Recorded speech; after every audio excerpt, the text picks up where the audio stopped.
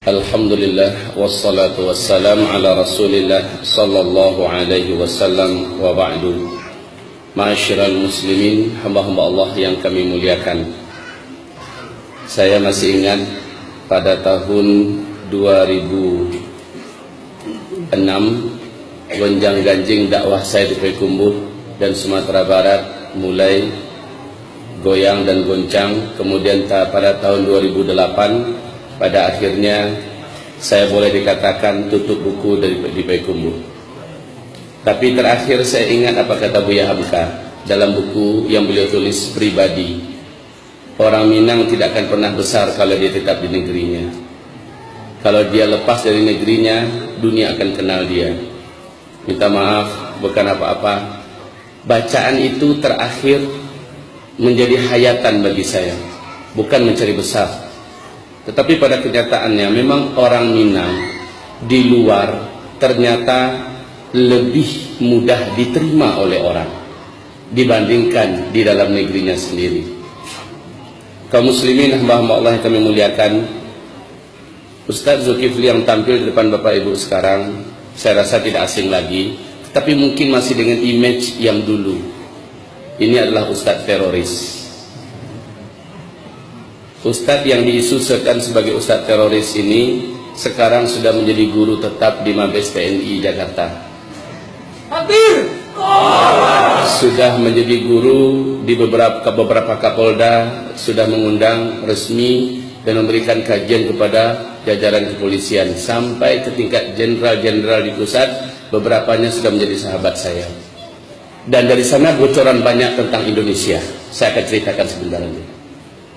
Dari tangan para pakar-pakarnya, Ustadz yang dituduh sebagai teroris sekarang telah masuk Australia, Singapura, negeri yang pantang akan mengizinkan teroris masuk. Jadi kalau masih ada yang bakat-bakat mata-mata di sini, saya sampaikan kepada yang bersangkutan, Ustadz yang dituduh sebagai teroris ini telah diterima di berbagai negara yang anti terhadap teroris dan punya intelijen tinggi, bahwa semua dusta yang Anda katakan tetap basi di bawah permukaan. Ya. Jadi hamba-hamba Allah yang kami muliakan, bahkan saya dapat pesan dari Mabes TNI, Ustaz Zul, siapa yang mengganggu antum besok kontak kami. Ini minta maaf kalau ada yang masih nuduh-nuduh saya sebagai teroris. Insya Allah dapat berhadapan langsung dengan yang paling penting di negeri ini.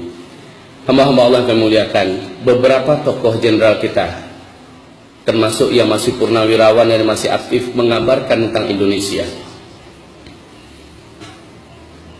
bahwa 2018 Indonesia bukan lagi negeri yang aman untuk ditempat tinggali. Bukan lagi 2020 tadi dikatakan Ustaz Siddiq. Sekarang kita akan masuk 2016. Seperti yang dikatakan Ustaz Siddiq, kebangkitan Kristen sudah tercanangkan di Indonesia, dan kebangkitan mereka persis seperti yang dikatakan tadi oleh bunda kita, bahwa akan kami jadikan Indonesia seperti Nigeria, mayoritas muslim tapi dipimpin oleh anak Tuhan. Dan Ahok telah menampakkan giginya dengan sangat berani dan garang di daerah yang paling kuat Islamnya dan juga paling kuat maksiatnya, DKI, pusat ibu kota pemerintahan Indonesia, dipimpin oleh seorang Kristen. Kayaknya seluruh laki-laki yang ada di Indonesia ini harus disunat ulang. Kemudian kaum muslimin, program akan menjadikan Indonesia dipimpin oleh seorang Kristen ini benar-benar akan menjadi sebuah kenyataan, karena mereka terorganisir dalam skala dunia. Di segi kristenisasinya, seorang pakar misionaris yang memang seorang mantan misionaris akan menyampaikan hal ini secara lugas, vulgar dan tajam pada malam hari ini. Yang kedua, Syiah. Apabila sudah bocor agenda mereka 2020, agenda ini mereka percepat menjadi 2018. Sehingga akhir daripada 2013, saat pertemuan para alim ulama Ahlus Sunnah wal Jamaah di Jakarta, tokoh-tokoh besar kita dengan beberapa badan intelijen kita dari BIN di Jakarta Pusat, pada akhirnya disimpulkan bahwa sesungguhnya Indonesia akan seperti Suriah dalam 3 atau 4 tahun yang akan datang. Ini akhir 2013 mereka umumkan. Sekarang sudah berlalu 2014, 2015, 2016, maka start 2017 atau 2018 Indonesia akan seperti Suriah atau setidak-tidaknya seperti Yaman. Wal'iyadu billah. Kemudian yang ketiga, komunis. Inilah gerakan-gerakan internasional yang sudah terasah dalam revolusi, yang sudah terlatih dalam menumpahkan darah umat Islam di muka bumi. Komunis, kebangkitan mereka di Indonesia sangat masif. Hampir-hampir saja Jokowi, kalau tidak dengan tekanan yang sangat dahsyat dari para tokoh-tokoh kita, daripada umat, Jokowi hampir-hampir saja minta maaf secara resmi kepada komunis di Indonesia. Hampir-hampir saja sejarah komunis yang pernah dihidupkan dalam kurun waktu puluhan tahun di Indonesia dikubur hidup-hidup oleh Jokowi. Karena memang kaum muslimin yang kami muliakan, tidak ada yang dapat menyangkal siapa yang ada di belakang daripada Jokowi. Ini tentang komunis. Baik kristenisasi, baik Syiah, baik komunis, tambah kaum liberalis dan pakar-pakar liberal. Apalagi baru-barusan ini Siti Musdah Mulia begitu lantang dan lancang berbicara bahwa pendidik pondok-pondok pesantren di Indonesia tidak boleh lagi ada, baik yang dimiliki oleh Muhammadiyah atau yang dimiliki oleh NU atau yang dimiliki oleh pesantren yang lain, karena pondok-pondok pesantren keberadaannya itulah bibit dan biang daripada terorisme di Indonesia. Kemudian dia juga berkata, bahkan harus sekolah-sekolah yang ada di Indonesia pendidikan agamanya ditiadakan. Ini menjadikan seluruh ulama-ulama, pakar-pakar pendidikan Islam di Indonesia kebakaran jenggot dan mengatakan wanita sinting. Tapi kenapa mereka bisa bicara? Ditambah nanti Said Akhil Siraj semakin gila, makin hari makin gila. Hamba-hamba Allah yang kami muliakan, kenapa mereka begitu berani berbicara? Kenapa orang-orang sinting pada berbicara di televisi pada hari ini? Jamaah, oh jamaah. Ini pun dapat teguran keras oleh Majelis Ulama Indonesia, dan seluruh Ahlussunnah wal Jamaah minta agar beliau minta maaf secara vulgar secara terbuka di depan media, termasuk di tempat televisi. Saya dengar kabar dalam waktu terdekat jamaah jamaah ini akan minta maaf yang mengatakan bahwa urusan kepemimpinan tidak ada dalam urusan agama. Sudah ya? Masya Allah. Kaum muslimin, ini menandakan apa? Orang-orang sakit jiwa sedang memimpin Indonesia pada hari ini. Oleh karena itu, tim penyelamat Indonesia dari kalangan orang yang masih cinta dengan Indonesia, baik dari kalangan TNI, dari kalangan Polri, tidak sedikit yang sekarang ini mulai bersatu, Ustaz. Jadi kabar gembira untuk kita. Jangan pikir kucuk-kucuk pimpinan itu tidak berpikir tentang keselamatan Indonesia. Mereka berpikir keras bagaimana akan menyelamatkan Indonesia ini.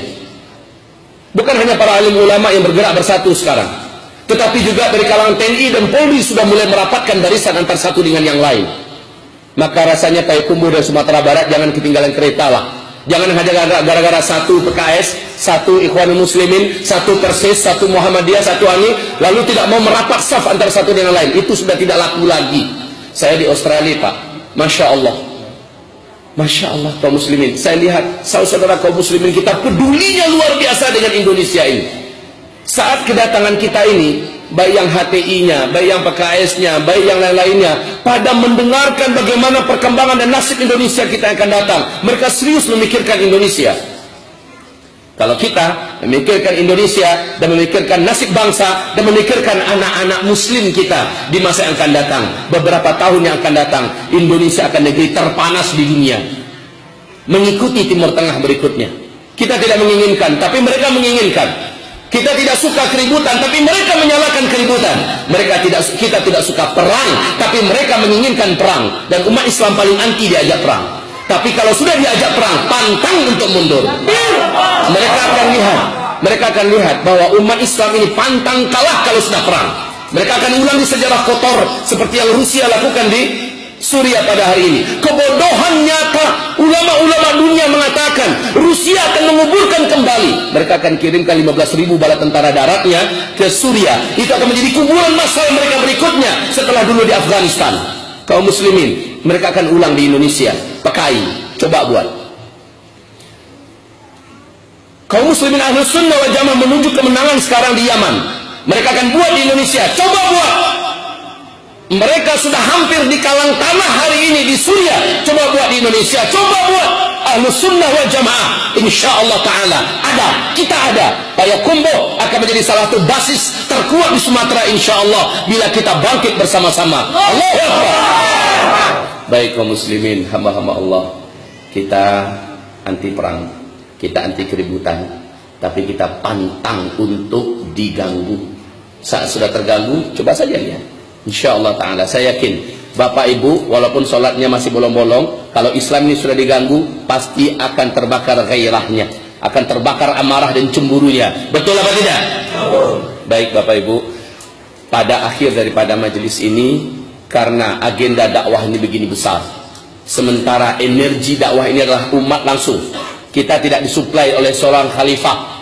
Kalau Kristen ada pusat pimpinannya mendunia yang mensuplai dana yang sangat besar. Kalau Syiah ada yang mensuplainya, Iran. Kalau PKI atau komunis, maka ini juga gerakan internasional yang suplai dananya besar. Umat Islam suplai dananya adalah iman daripada masing-masing individunya. Mereka lah yang nanti akan membantu dakwah ini. Bil anfus wa bil amwal, dengan jiwa dan dengan harta. Tadi saya bakar semangat jamaah saya di GMI. Saya katakan, siapkan infak terbaiknya untuk dakwah yang diusung oleh para dai-dai kita ini, karena pembentengan umat Islam memerlukan biaya yang besar. Maka saya pun akan datang bawa keluarga besar saya bilang, kami juga siapkan infak terbaik kami. Baik Bapak Ibu, pada malam hari ini, ujung daripada acara ini, di samping kita setelah orasi nanti oleh Ustaz Bednan, karena yang paling dinantikan beliau, bukan saya. Yang paling diinginkan ceramahnya dan penjabarannya adalah beliau. Insya Allah kita akan dengarkan bersama. Saya juga akan duduk di sana. Tapi saya minta izin dulu sama Ustaz ya. Saya izin karena keluarga saya ada yang baru buka berminum tadi. Jadi kami ajak keluar sebentar makan, habis itu kami balik lagi. Jangan terprovokasi saya keluar nanti ya. Saya keluar hanya untuk ajak keluarga makan dulu, habis itu kami balik sebentar. InsyaAllah ta'ala. Baik kaum muslimin yang kami muliakan, mari kita sambut kedatangan tamu-tamu kita yang mulia. Coba lihat bunda kita tadi, seorang diri menghadapi puluhan mungkin ratusan orang, Allah menangkan beliau. Karena kemenangan itu bukan di tangan makhluk, tapi di tangan Allah. Qul ja'al haqq wa zahaqal batil. Seorang ibu tampil di hadapan sekian misionaris atau sekian pendeta dan sebagainya, Allah tumbangkan mereka. Kebenaran adalah kebenaran. Ketika dia datang, ibarat cahaya di bawah kegelapan yang ada. Satu masjid pun, walaupun cahayanya hanya sebesar ini cahayanya, satu masjid ruangan gelap, datanglah bawa cahaya, kegelapan itu akan hilang. Qul ja'al haq wa zahaqal batil. Jazakallah khair bunda ya. Semoga Allah kekalkan orang-orang semacam bunda, juga seperti Ustaz Bednan Abdul Jabbar ya. Mari simaklah bersama-sama. Wahai hamba-hamba Allah, bukan saatnya kita lagi mau diadu domba sesama kita. Bukan saatnya lagi. Saya akan tinggalkan satu pesan. Satu pesan ini menjadi kunci inti. Apa kata Imam Malik bin Anas? Kata beliau, inna hadhil ummah la tasluh illa bima saluha bihi awwaluha. Umat ini tidak akan pernah benar, tidak akan pernah menjadi baik, kecuali apabila generasi awalnya, apa yang sudah menjadikan generasi awal dulu baik, generasi ini mengulang kembali kebaikan itu, pasti mereka juga akan menjadi baik. Dan coba lihat ciri khas generasi awal. Imam Al-Auza'i dan Sufyan Al-Thawri mengatakan ciri khas generasi awal itu ada 5. Siapa yang meniru ciri khas yang 5 ini, dia pasti akan kembali baik dan akan kembali memegang urusan. Pertama, khamsun kana alaihinna ashabu Muhammadin sallallahu alaihi wasallam. Ada 5 perkara yang di atas 5 perkara itu seluruh sahabat-sahabat Nabi tetap istiqomah, dan dia tidak pernah keluar dari 5 perkara ini. Coba tiru saja dari yang 5 ini ya. Jangan yang lain, jangan tiru jenggotnya aja, jangan tiru tanpa isbahnya saja, jangan tiru hanya, coba tiru yang 5 ini dulu, pangkalkan yang 5 ini dulu. Pertama, luzumul jamaah. Senantiasalah tetap berjamaah. Jangan sendiri-sendiri Pak. Saya nunggu nanti khilafah Islamiyah berdiri baru nanti bergabung dalam jamaah. Itu paham yang sesat dan menyesatkan ya. Luzumul jamaah adalah bersama-sama selalu dengan jamaah. Ketika ada komunitas anti kristenisasi dan anti misionaris, maka bergabunglah dalam bidang itu bersama mereka. Ketika ada anti pemurtadan, anti Syiah, maka bergabunglah dengan anti Syiah di bidang itu. Ketika ada anti apapun, bergabunglah dengan mereka. Jadi intinya kaum muslimin, nggak perlu harus nunggu khilafah. Ini yang pertama, luzumul jamaah. Sholat pun seperti ini. Coba alangkah indahnya. Dulu kalau nggak salah di muslimin kita pernah seperti ini. Rame-rame seperti ini. Saya rindu suasana seperti ini. Ya, di muslimin kami pernah seperti ini, Pak. Sampai jalanan raya, Ustaz, itu penuh, ya. Di Labu Baru itu hampir-hampir nggak ada tempat lagi. Masya Allah. Sampai kaum munafikin dan orang yang rusak otaknya merusak barisan ini kaum muslimin. Kemudian yang kedua, ciri khas para sahabat. Ciri khas para sahabat itu adalah wattiba'us sunnah. Orang-orang yang mereka senantiasa ittiba'us sunnah. Jadi prinsip para sahabat adalah ittiba'us sunnah. Dan yang ketiga adalah tilawatul Quran. Nah, alhamdulillah, untuk kabar bagi Ustaz Adnan bahwa Payakumbuh sekarang biiznillah ta'ala untuk Sumatera Barat biiznillah akan dan sedang dalam proses menjadi kota Al-Quran. InsyaAllah ya. InsyaAllah kita berdoa di Payakumbuh akan lahir para hafizin hafizat, akan lahir para muallimin dan muallimatul Quran biiznillah ta'ala. Kemudian yang keempat, ciri khas para sahabat, mereka senantiasa mudawamatud dakwah, senantiasa dakwah. Dakwah.